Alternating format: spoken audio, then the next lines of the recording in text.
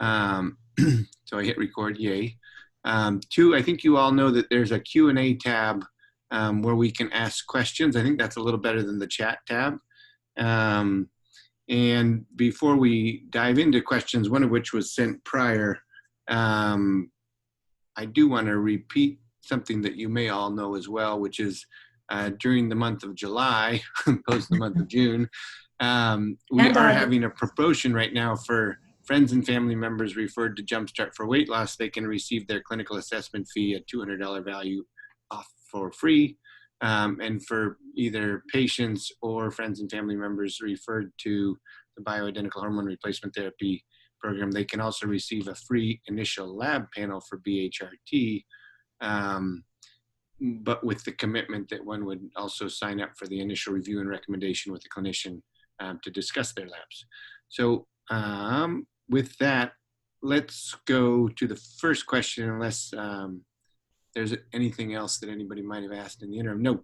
The first question that we had someone write in is a subject that I would say is kind of near and dear to our hearts. And they said, I'd love to learn about insulin resistance, how it's determined that one is insulin resistant. Is it a blood sugar? Is it blood tests, etc.?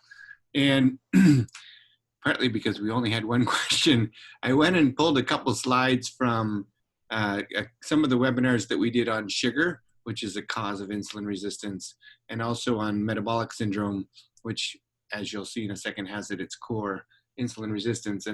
But the key point that we're trying to convey in this slide, atherosclerosis or cardiovascular disease is the #1 and #5 cause of death in the country. 1 in 3 people will have a heart attack from atherosclerosis, a heart attack or a stroke, both typically from atherosclerosis or hardening of our blood vessels over time.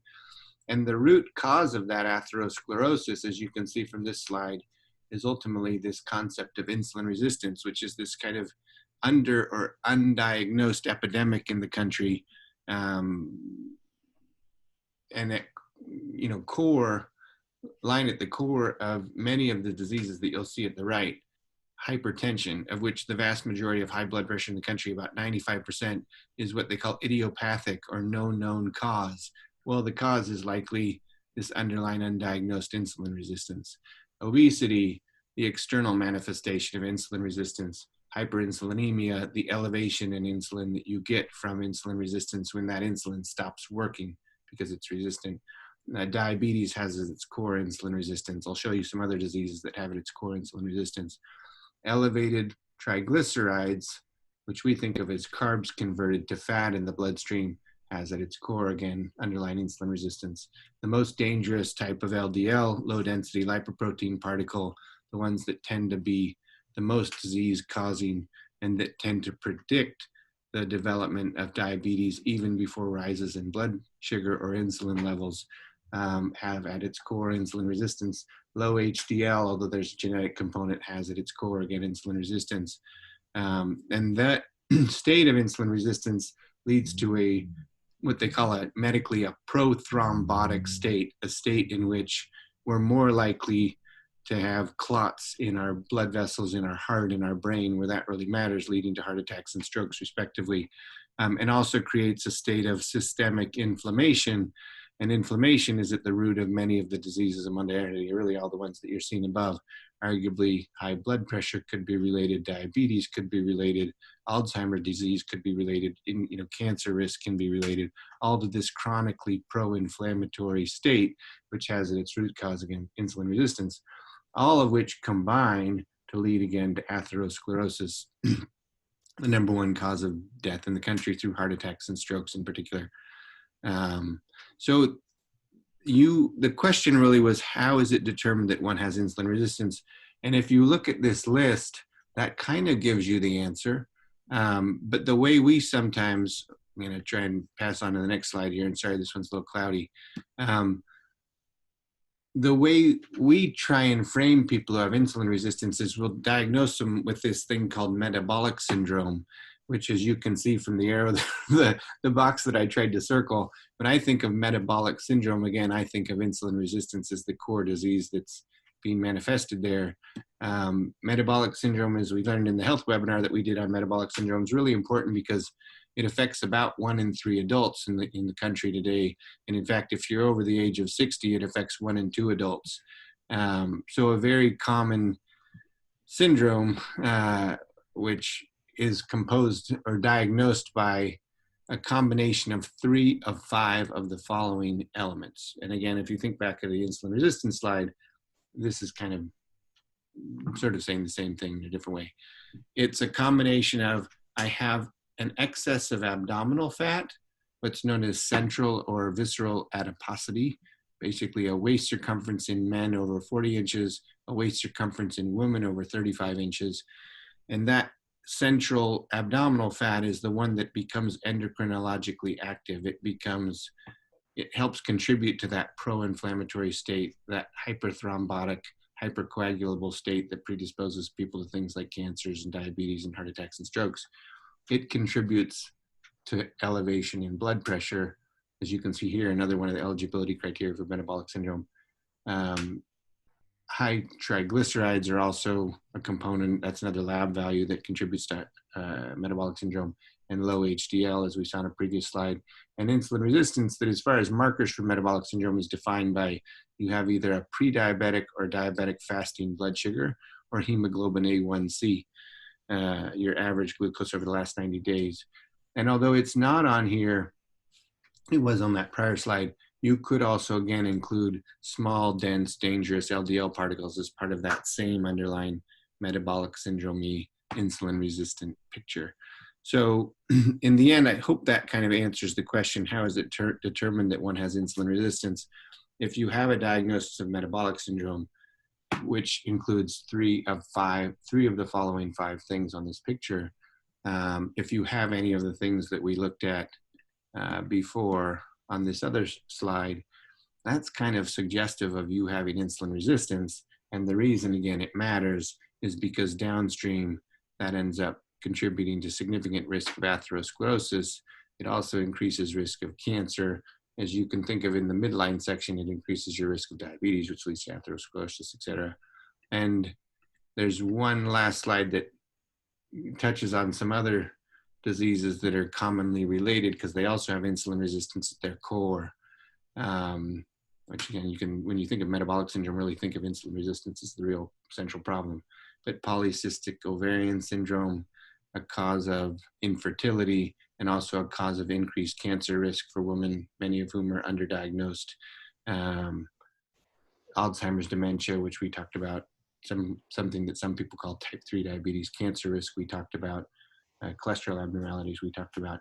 And one that we didn't really talk about that, again, has insulin resistance at its core, I think of it as diabetes of the liver, is fatty liver disease, another super common diagnosis in America today, where 30 to 40% of US adults have fatty liver disease. If you're pre-diabetic, that number goes up to about 60%. If you're diabetic, it's more like 80%.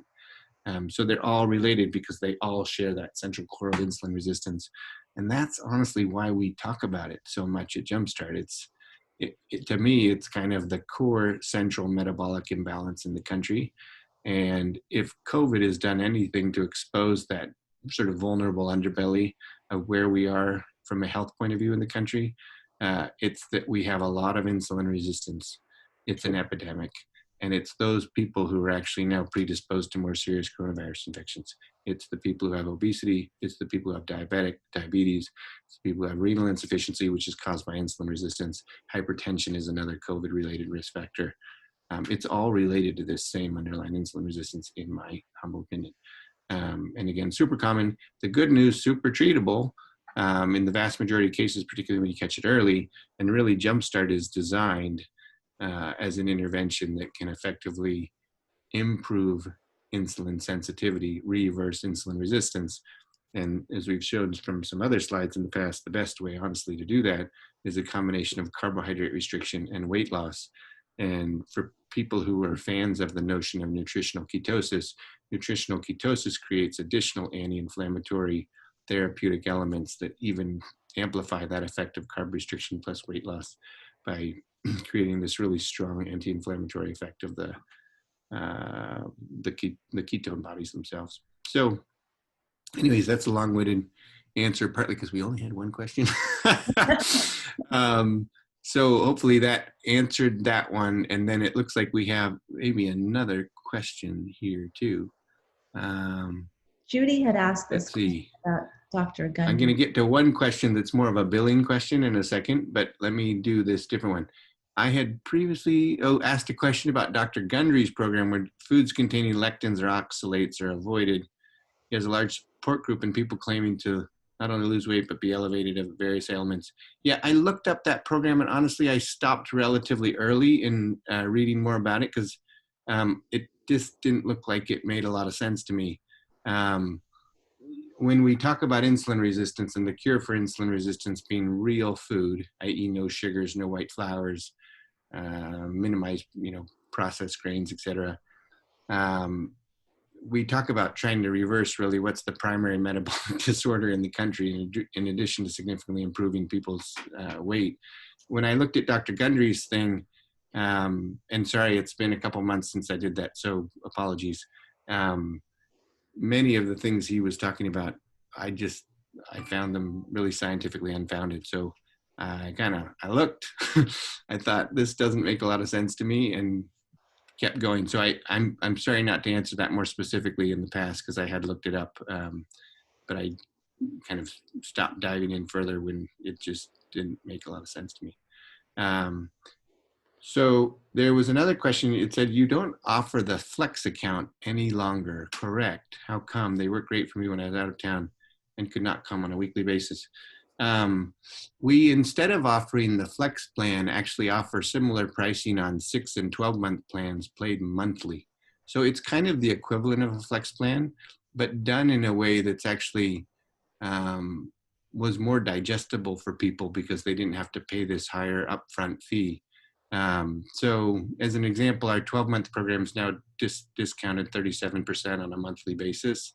The 6-month program, I think, is discounted 25-ish%. Don't quote me on that. It goes from 388 to I think 298 instead of 248. So that's the reason we're just trying to simplify and trying to do things that helped allow people to come to the program in ways that created enough frequency of visits to give them good outcomes and longer term support with longer term commitments to an intervention that I think requires, frankly, longer term commitments. So we, anyways, shifted from a pay up front 6 or 12-month flex plan to a pay as you go discounted commitment to 6 or 12 months, which one can also back out of if so desired, but with a cancellation fee. So I think hopefully that answers that question. There's another question. If I allow myself a serving of carbs once or twice a week, is this going to knock me out of ketosis? Say one cocktail or one small serving of dessert. I think the answer is a little bit of both. It depends, and yes, but the question is for how long?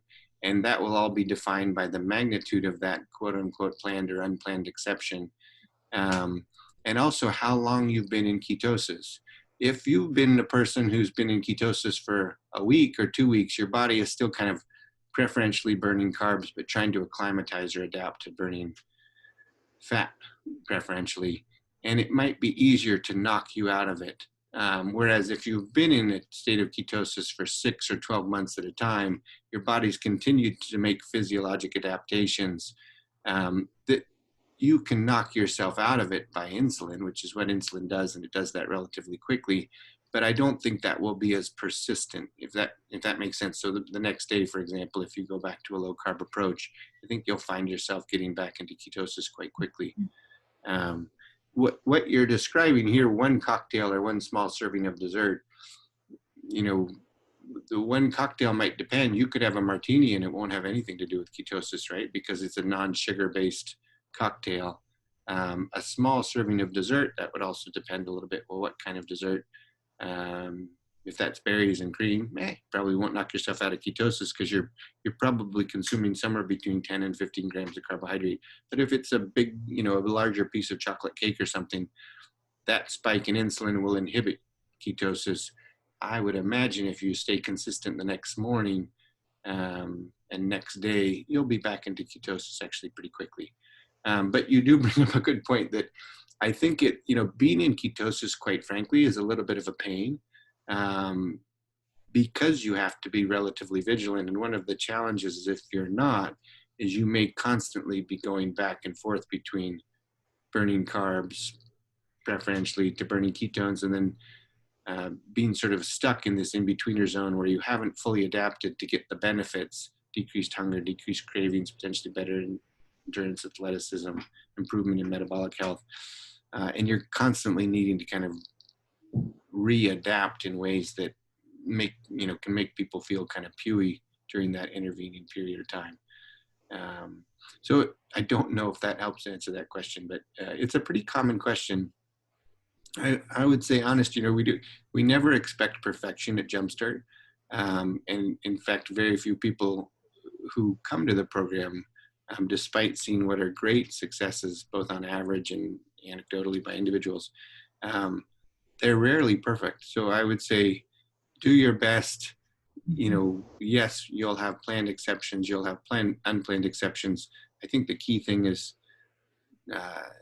stay motivated and then get back on the program as quickly as you can after. And I think you'll find relatively small, quote unquote, indiscretions or off program indiscretions or unplanned exceptions. You can tolerate them quite well, particularly again, if you've been there for a while. If you've been in ketosis for a while, you can get back into it pretty quickly again. I think the challenge sometimes is where it's sort of slippery slopes, which definitely happens for some people. When they go to one of those unplanned exceptions, sometimes they'll have trouble recovering, and it tends to kind of snowball on itself. If that happens, that can be more problematic. And that's why both on weight loss and ultimately on maintenance too, we want people to have a support and accountability structure on maintenance, for example, at least once a month, where we can help support you if things start to snowball a little bit. So Dr. hopefully that answered that question. Any other questions today? I had a patient ask me a question. Can you hear me? Dr. Tandon, you might be on mute. There you go. No. Sorry. Is that better? No, still can't hear you. I don't know. That might just be me. Well, there you are, maybe. Shoot. No, I hear you loud and clear. Okay. Oh, good. Thanks. I had a patient ask me about ketone salts. Oh, great. And yeah, I was going to defer to you. Yeah, there's two kinds of products that are quote unquote out there. One is ketone salts and two is ketone esters. The ketone ester is arguably more effective, but at least to date it was super expensive and it tasted kind of horrible.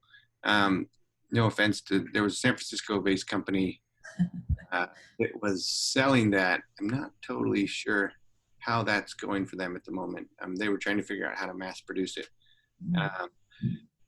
Ketone esters, there are some studies suggesting that ketone esters can help people with performance, particularly athletic performance. There was a study with people consuming caffeine in combination with ketone esters and then doing these fitness challenges. And actually, they seem to have a modest incremental benefit. My challenge around ketone esters, to the extent they can be helpful for people from a performance base, a satiety base, potentially even a metabolic health base, I worry about what's a little bit of a reductionist approach to doing something that nutritional ketosis gives you in a kind of way that just supplementing with a ketone salt doesn't.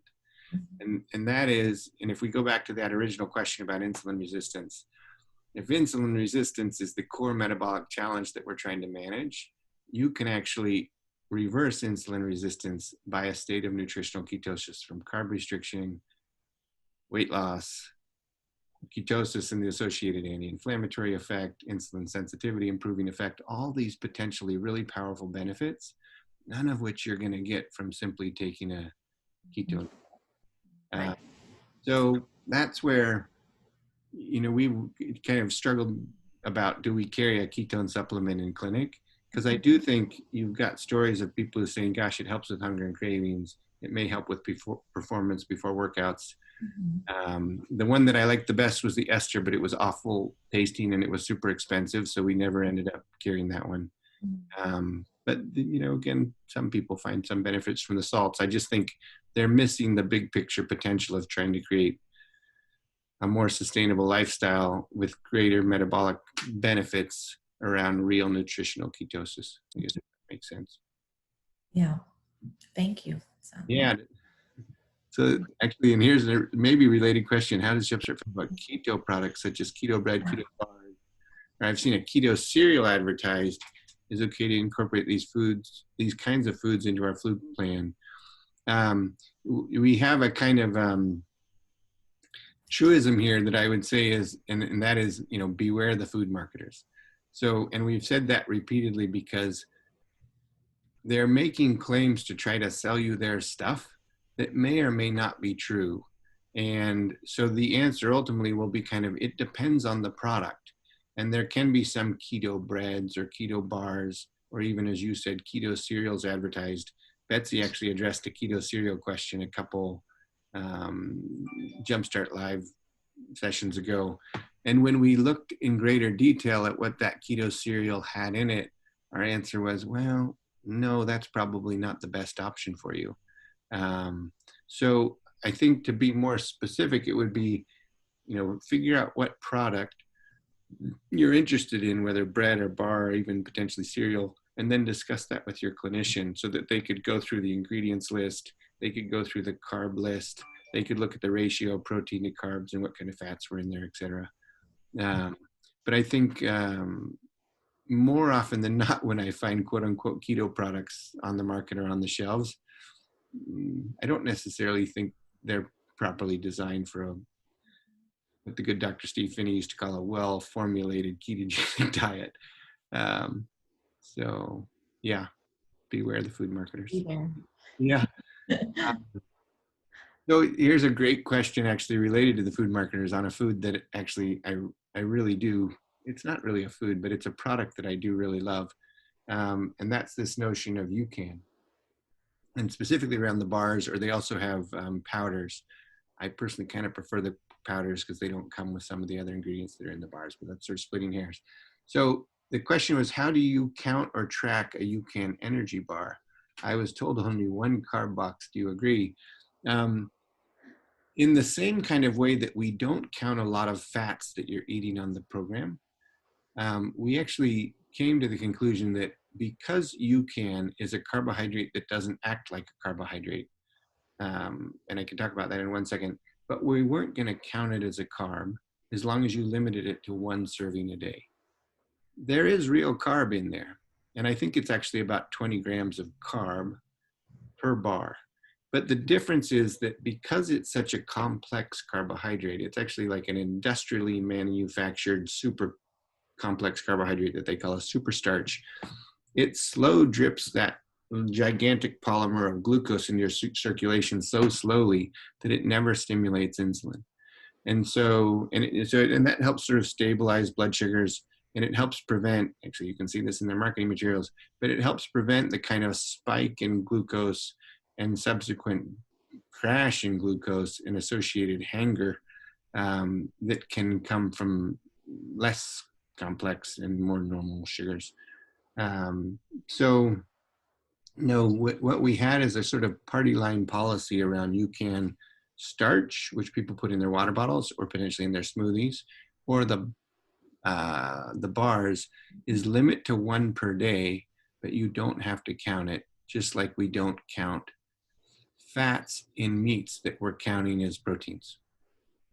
It's a thing that isn't stimulating insulin. We're trying to keep your insulin down. And because of that, we kind of fudge around it a little bit. Dr. Tandon, any thoughts around that too, or? No, I mean, I've tried them and I love them before a workout, for instance. I agree. And it keeps me full for a few hours. So I think it's a great product too.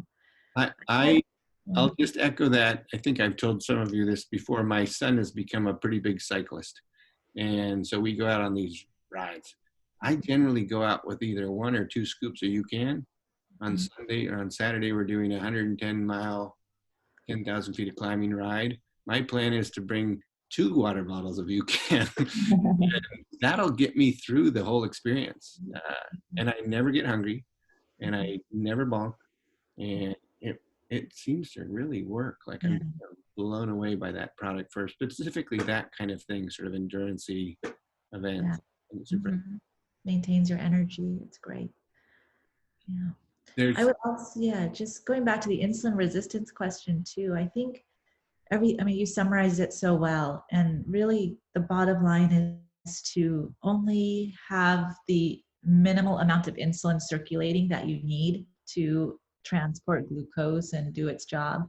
But anything in excess of that, it's almost becomes villainous, where too much circulating insulin just leads to this cascade of inflammation, possibly pro-cancer, possibly, heart disease, all these things you mentioned. And I think that's really what we're trying to aim towards with weight loss and sometimes metformin, a medication for insulin resistance, optimizing hormones. All of this is geared towards, to simplify it, reduce your insulin levels so that you don't go down these bad pathways. Um, and especially it's so related to visceral adiposity and having that apple-shaped body, um, that whatever, that I think that if we keep that as our big picture and realize that's our goal, then anything you do to minimize your waste, your carb counts, helps downstream to reduce all these other medical problems that you have on the screen. Yeah, it's just stabilizing blood sugars, which Mm-hmm. in the modern age is really hard to do.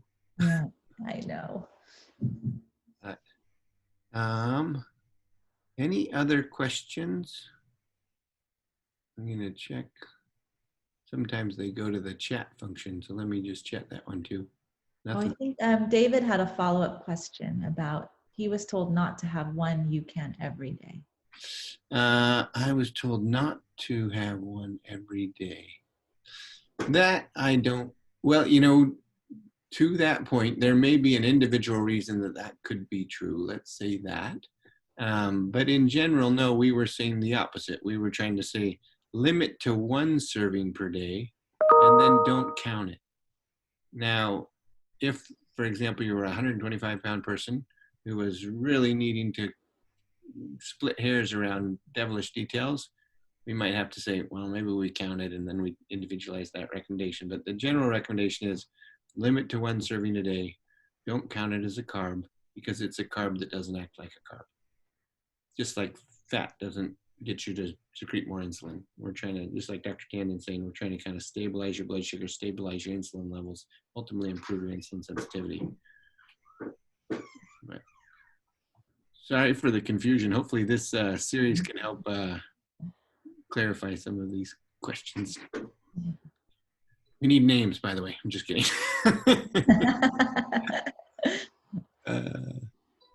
So there might be one more. Let's see. Oh, that's right. Hey, thanks. Yeah, tell her to call me. No names. Yeah, she and I need to talk. I'm gonna visit there actually pretty soon, this week or next week. So maybe I'll chat with her about that too. So as usual, you've been a wonderful audience. Let me see what it is. 11:30. What else? What else? I actually have an 11:30 virtual appointment I need to log on to.